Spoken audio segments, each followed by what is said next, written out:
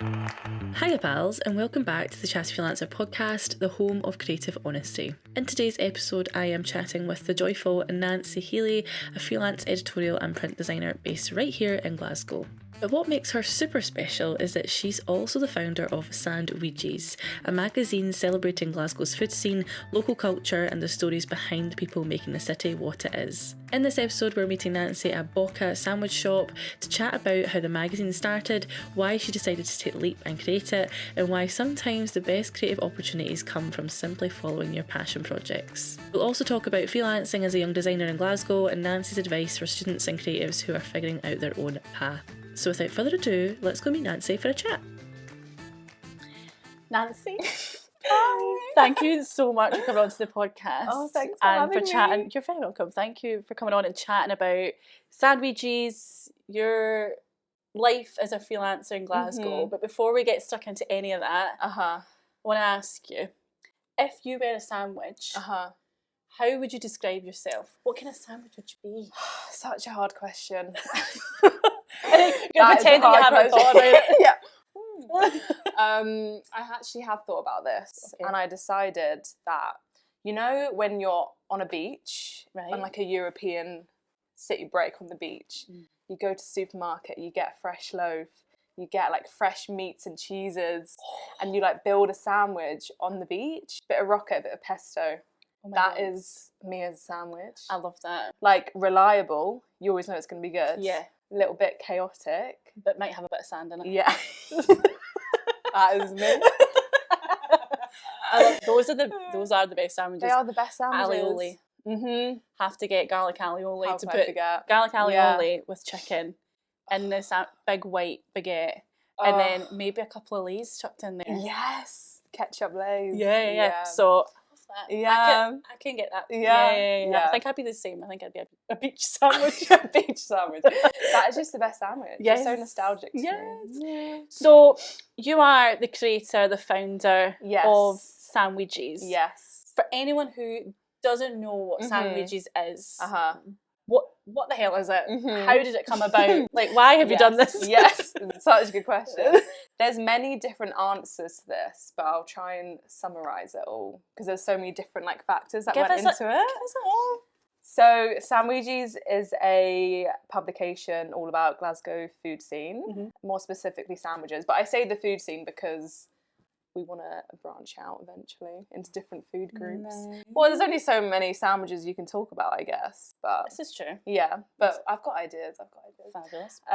So it kind of came about two different reasons.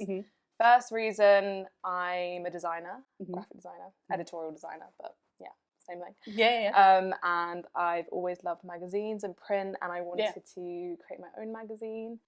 And I was working in a magazine shop at the time. And I just was around all this different type of print, and I kind of saw what was out there and what was missing, and kind of saw that like all the food magazines were just very broad, and I wanted to create something that was a lot more specific in one place and niche.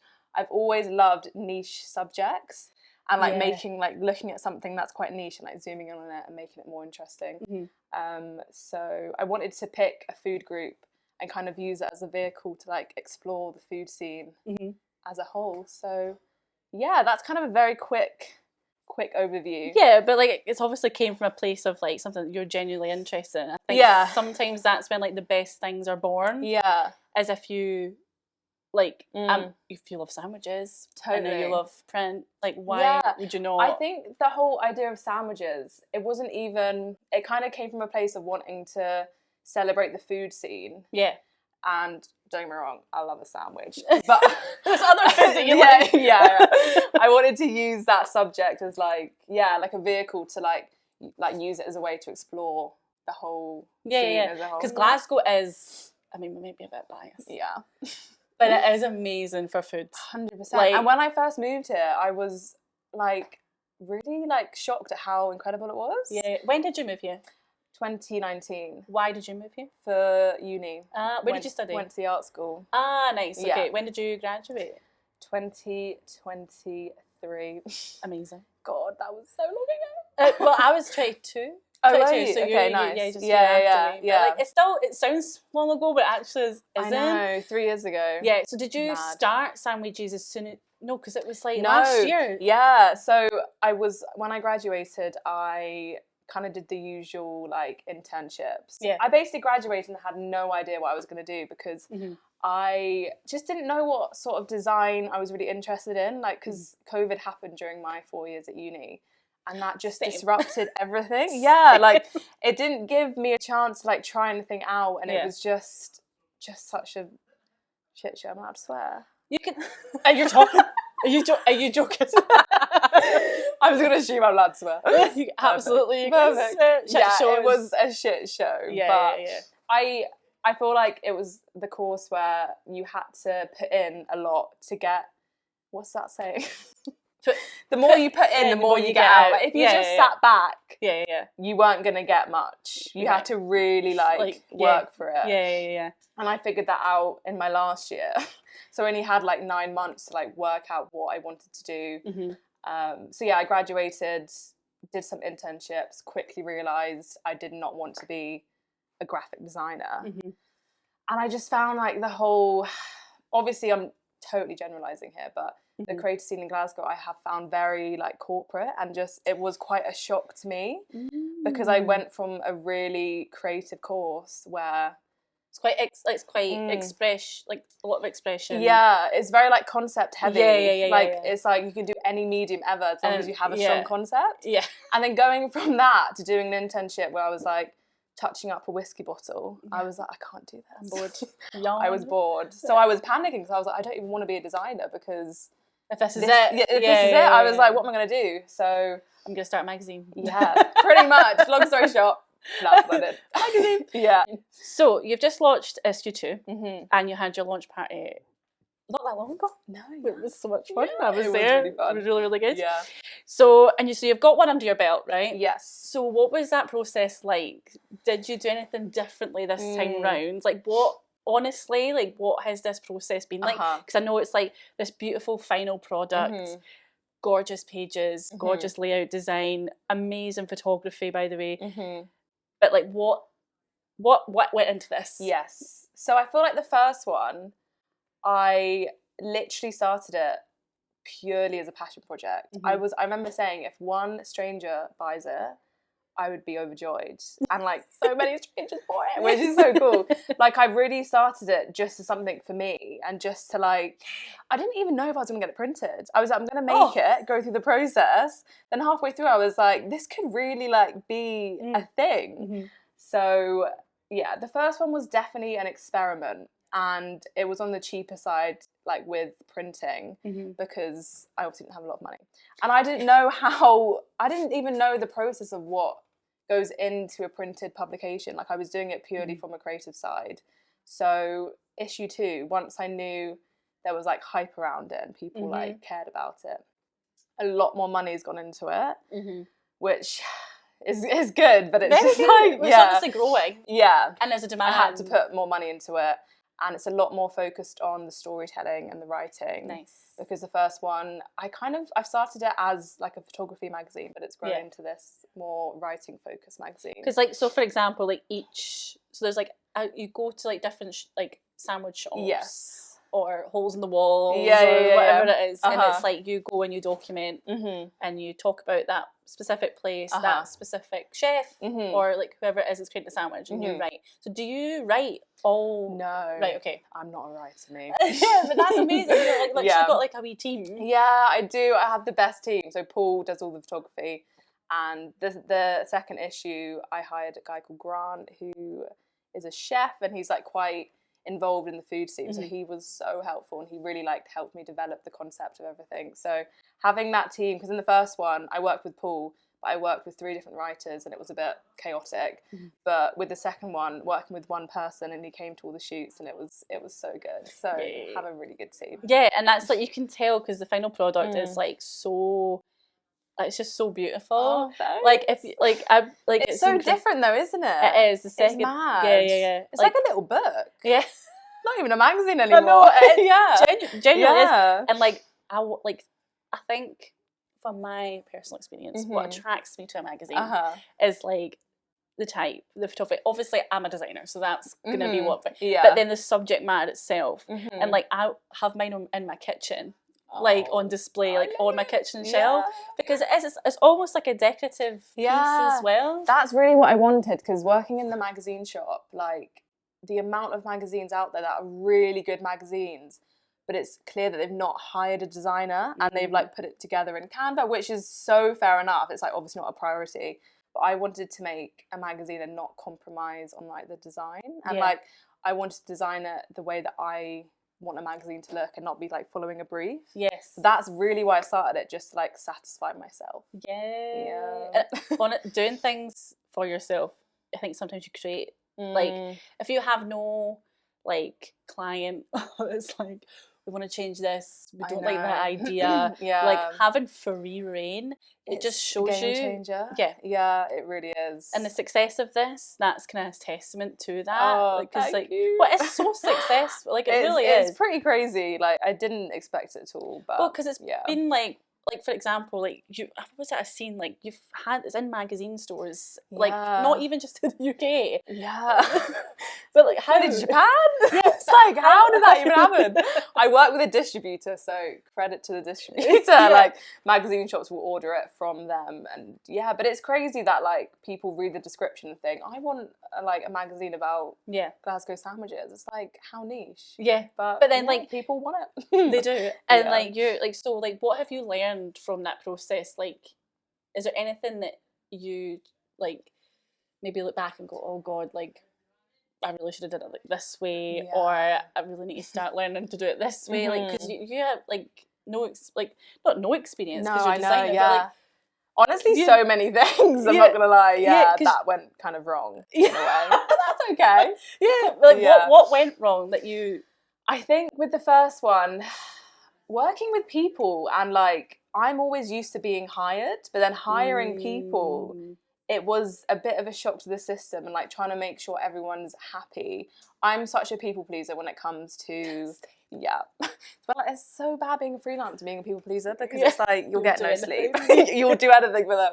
So I think making sure everyone was really happy and comfortable like working with me. And then if I found out people weren't, it was just like, oh, like I just felt so bad. And like I think in the first one, obviously I'm going to make mistakes. I didn't even know what I was doing. Like I was literally making up, but I think it looked like I knew what I was doing. So it was just striking the balance of like working with people that like can tell me if I'm doing something wrong, or like trusting me that I'll learn from it was really important. But I've learned a lot. I've learned a lot. But like I think sometimes you kind of just do need to just jump in head first and just try and just give it a go. Because that is literally the only way you're going to learn. Like, you can't be an expert in anything. No, exactly. And I was happy to do that, but looking back, I was like, should have done it like this. But even so, in issue 2, like, there are mistakes that I've made, and it's just next time I'll like this time the deadline was so tight. I think I sent it to print, and I was still working on it that morning, which is not okay. It's not okay. I don't know why I did that, but I make my own deadline. I think you need to in a way, because I could have been designing it forever, but you can hold the yourself deadline accountable. was way too tight. I did think, I was like, gosh, damn this! Like this has been like, I was gonna do 3 a year. It's 2 a year. Oh, thank God! You know, some magazines are monthly.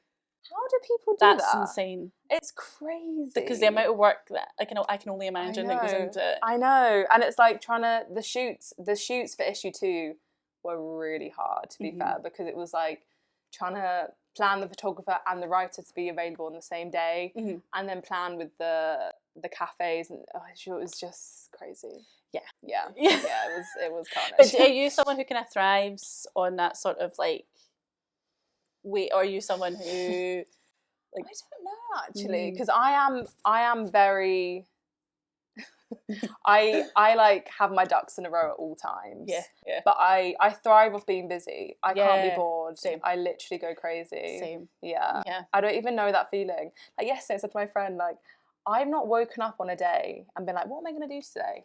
In probably like 3 years. Every day I'm like, I'm doing this, I'm doing this. See, on a Sunday I'll be in the bath. I'll be organising my week ahead. So like I know what's coming. Do you think that's because we're freelancers? 100%. Yeah. Don't get me wrong, in the evenings I can switch off. Like, you best believe 7 PM I'm in the bath. I'm watching a film. But I will never not do work in a day ever. Whether that's even posting on Instagram, you know, like that is because we're freelancers. Yeah. And you're also the owner of something that you really care about. I think if you've got something like that you've founded and you've created, you almost feel this responsibility, but like I need to be on it every single day. Otherwise, I think that's what I've struggled with. Is like the pressure with issue 2. Like I'm like kind of the face of it. So it's if something goes wrong, like it reflects on me as a designer and as like a person. So like that's quite heavy. It is. You can probably relate to that as well. But you just have to not think too deeply about it, because we're not like bad people. Like nothing's going to go majorly wrong. Nothing. And if you decide not to do work one day, it's like no one's going to be like phoning you, being like, Nancy. I know, but it feels Sandweegies like is going to go in the gutter. You need to do something now. I know. It's like I put this pressure on myself to do it, but I think that creates good work as well. It does. Yeah. It does. So like you're. Like this whole thing started from a passion project. Why, in your opinion, are passion projects really important, especially for young design students or grads? Like, what can happen if you do just take that leap? Like, from my experience, passion projects, this podcast are passion projects, and like you're saying, like people would come up to me and be like, "When is the next episode?" And I'm like, "Oh my god! Like, what have I created? A monster?" Literally. But like. Started it as soon as I graduated, and it came from a place of I'm really passionate about getting to know people, about creative people, lifting them up, cheering them on, and giving them like some spotlight. I love that. It's great. Yeah. But like, how important do you think passion projects are, specifically for that kind of type of like demographic? I think like the most important thing ever, because for me, like it's made me work out. And I go through phases. I feel like you've said this before, that I actually don't want to be a graphic designer. Like, what am I doing here? Like, I do, but I think I worked out that the reason why I love doing this, because I like being in control of like a whole project. You know? Yeah, like I like seeing the production, like start to finish, and having it as this big thing. And like design for this magazine, design is literally like 5% of it. In my eyes, that is like the afterthought. Obviously I give it so much care and attention, but I don't even think about the design until like the whole front bit is done, and I love the front bit so much. So I think passion projects allow you to just like experience a different type of design and doesn't like confine you to a box. Like you can literally do anything you like, and the hardest part is starting a passion project. So I just feel like if you have an idea, like what can go wrong? Just start it and see what happens. Yeah. But it's super important. It's so important. So important. So important. Yeah. Okay, Nancy, we're moving on to the most important question of the podcast. Yes. Which is, of course, what is your favourite movie and tastiest pie, but we're going to change it. Okay. To the tastiest sandwich that you've ever had. Favourite movie question is such a stressful question for me, because I have so many. But I always have an answer, and it's always 2 films. Okay. So I'm going to give you 2. Okay. And hear me out, because this is basic as fuck. And this is such like a boy movie, but I've got a good reason. This is something with Jason Statham in it. Interstellar is my favourite film. Oh, same! Really? Yes! No way! No, that's a great answer. Okay, good, because I know so many like, I don't know, like hearing some men say it, I'm like cringe. Like, but if I like it, it's not cringe. Do you know what I mean? It's not a boy film. No, There's no way. It's boys seen that film and thought, we're going to make this a boy film. And then when you go see it, like my best friend went to go see it, and she was like, Chloe, I came out of that cinema crying because I was scared that there was astronauts in the walls. And I'm like, it's a fair fear to have. But that film is the perfect film. It really is. I saw it when I was 13, when it came out. My dad took me to the IMAX to see it. And that's the first film I ever saw in the IMAX. Oh my God. I remember watching, I was so young, like a 13-year-old watching that is quite mad. Yeah. And I remember the feeling I had coming out of it. It's so cringe, but whatever. And I literally was like, it was the first thing I ever saw where I was like, I want to create like art. Yeah. Because I was so moved by it, and like the soundtrack, and I was just like, it really stuck with me. Yeah, so and big like, up Dad. Yeah. Thanks, Dad. Thanks, Christopher Nolan. Yeah, literally. Oh, and then my second one, School of Rock. Oh, do you remember, did you ever have the things in your bedroom where you put CDs in? Yeah. But it like hung on the wall. Yeah. I had a School of Rock one. I loved School of Rock. School of Rock's the best. It's a great film. It's my childhood favourite. Yeah. So two quite different ones, but but oh my god, I can't believe you were so like nervous to say Interstellar. I'm like that. No, I know. I just feel like people sometimes you say it's such a basic film to love because it's such a widely loved film. Yeah, but it's for a reason. Thank you. Exactly. So nailed it. Yeah. And I love it. The tastiest sandwich you've ever had. Yes. It could be associated with like a memory. It could be one that you've had recently. Yeah. What's coming to mind? The thing is coming to mind straight away, and it is kind of the reason. It's like why I got the idea of focusing on sandwiches. So I'm just going to say this story. Okay. But it was Outlier's chicken sandwich. Oh. Have you ever been to Outlier? No. I mean, and Boca. Yeah, this is the best. Great. This is actually the best sandwich. Vodka is also my favourite, just FYI. But I went to Outlier, I had their fried chicken sandwich, and it changed my life. It really did. Okay. It is incredible. Right, it's different to this. Okay. This is focaccia.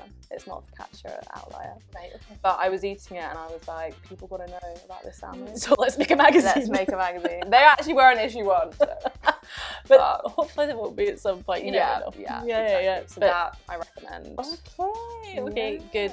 I'm trying to think like my fondest sandwich memory, like the best one I've ever had, is probably associated with the beach. Yeah, or that one. That's always my answer. Yeah. Or like I lie. I associate it with like I made a packed lunch when we were in Switzerland.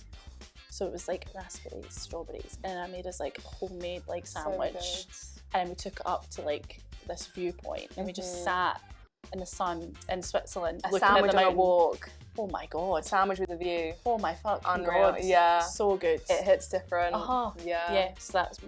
Or I'd say on a Sunday when I was younger, we used to go to a car boot sale every Sunday, and it was always like these food trucks, and they did tuna melt toasties and like really shit white bread, really shit stringy cheese, and it was just guilty beautiful. Pleasure sort of stuff. Yeah, like lots of good memories. So shit, so good. Yeah, love it. Fantastic answers. Thank you. Great answers. So we're working our way towards the end now. So Sandweegies has already had such an impact on the Glasgow food scene. Whether I know, because I'm like you, I'm like, if anyone makes a compliment, I'm like, what do you mean? I've not done that thing. But it truly has. Thank you. I know it truly has. So like, where do you see this going? Like, what kind of more impact do you see it having? Like, what's your plans? You don't have to spill all, because some of it you can keep a secret, obviously. But like, at least in the immediate, like, where do you see things going? I have the next 3 issues planned. Oh my god! Like the themes. I know. There's so much you can do. So the ones next year, I'm going to stray away from sandwiches. Okay. But the first theme kind of links, but then the other theme doesn't really link, but it's, Okay. Yeah. So like kind of go into different food groups. I just see a lot of like collaboration. Like I'm planning quite a few events right now with different sandwich spots. Yes. I just see a lot of, honestly, I actually don't know. I think with this, right, I think because I love living in the moment with this. Like, if someone asks me, like, do you have a 5-year plan? It's my least favourite question. No, I actually hate planning ahead because I love that I don't know what it's going to look like next year. Do you know what I mean? Yeah. I have the themes planned, but equally, like, it could take me down this path, great, or that path, great. Like, I just kind of like not knowing where I'm going to be, you know? Where has it taken you since doing it? Because you spoke at Curio, which is fantastic. Thank you. Like, but what other things have actually happened for you from taking this leap into doing this? Yeah, I think for me, I've always wanted to feel a part of like a community, and I think before I did this, I didn't really go to like a lot of the design talks because I never felt like a designer, because I did do a lot of layout and editorial, and there wasn't really like a space for that in Glasgow. There probably is, but I just didn't really feel part of the community. And I've always wanted to feel part of the community and just like, I've always just wanted to like create something that people like. It sounds so simple, but it's hard to create something that people like. Like, it's a skill and like that people emotionally connect to. And I think just making this, it's made me feel just like respected and like kind of I feel understood more in a way, because it's so me. And the fact people like it is quite heartwarming, because it's like, I see this is like my thing. And the fact people like it's quite reassuring. You know? I get that. It's brought me a lot of joy. That's wonderful. To hear. It's really nice. Because that should be, it should never, like, you can go out your way to do things, but you can't force things to be a certain thing. And I feel like joy, inherent joy and genuine like positivity around something is something you can't manufacture. 100%. Like, you have to do it from a place of passion. And then hope that people will receive it. And they have. I think what I've learned is if you make stuff that's authentic to you, because when I was doing logos and like when I was at art uni and I was doing all these projects that just weren't good, they weren't good because I didn't like it, and I wasn't excited by it, but I was just doing it because everyone else was doing it, you know? But as soon as I started making stuff that I liked doing, people started liking it. And I think it just comes like when you make from a place of like authenticity, like people know that and connect to it a lot more. 100%. You know? 100%. I've found that even just from like starting the Creative Pals community, like that, I started that out of something that I was missing. Like, it was like, I'm kind of bored of like going to like talks and events and like seeing these people in passing and never like actually spending time with them. And everything we do whenever we spend time together is work related. I'm like, I'm so over it. So it's like, I want to do fun shit. Like, 100%. I'm so bored of doing all this. But then it's like people were like, oh my god, I love this. I need this. And now that community is growing and growing and growing. And like, people have received it very well. But like, make, like you were saying as well, like, create something that you're missing or that you would love to read or see. I think that's what it is as well. Like, I would buy that. I made it because I would buy that. You know. So that's, I hope people would agree with me and buy it, which I think they do. So. They do. And if you listen to this and you haven't bought one yet, go buy it. Go buy it. Maybe sold out.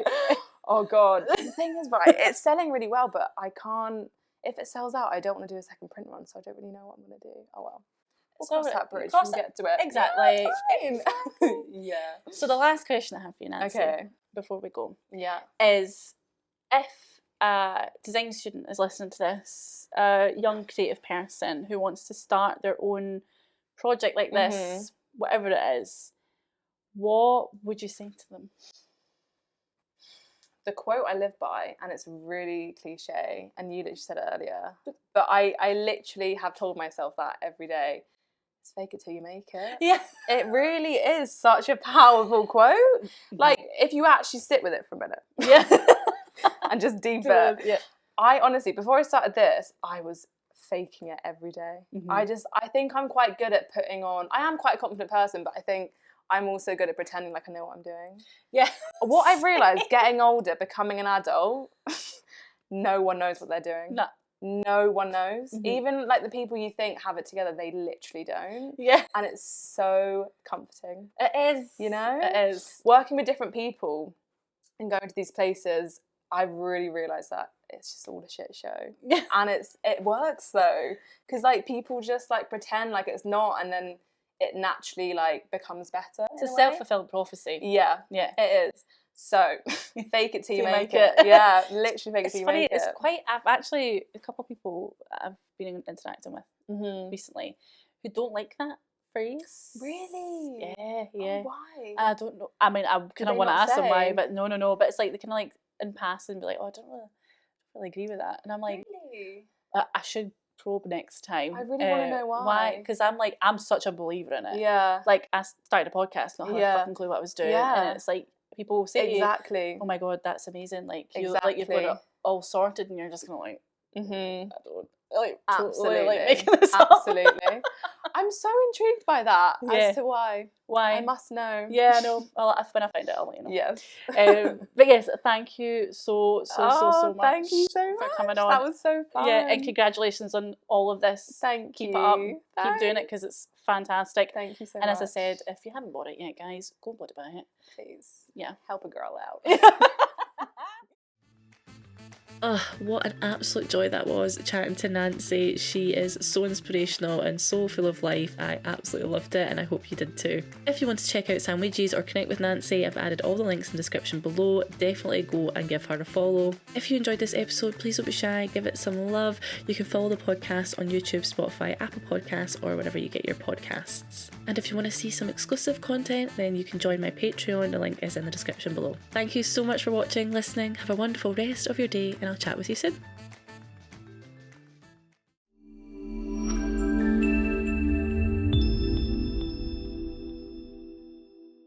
Say hi, Greg. Hi, Greg. No, whatever. Hi, friends. I'm Greg, And I'm Ross. and we run Scottish Creative Network. We hope you enjoyed the latest episode of the Chatty Freelancer podcast. We are very proud to be the sponsors of said podcast and the hosts of monthly creative events here at the Social Hub. Join us every month to meet your creative community and join us for our signature creative chaos. Signature? That sounds fancy. It is what we do. Anyway, you can grab a discount code below. Oh wait, I was making a stupid face.